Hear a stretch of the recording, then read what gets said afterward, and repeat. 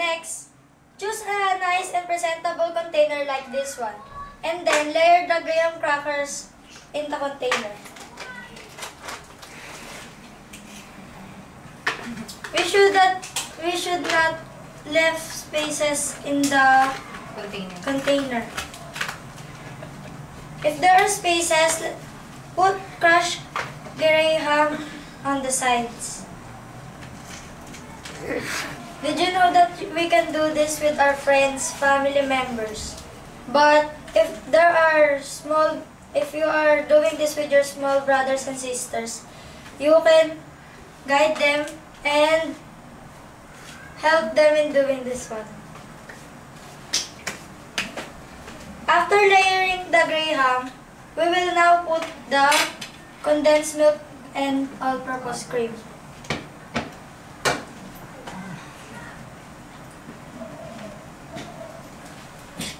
We need to spread so that the graham crackers will be soft and smooth when done.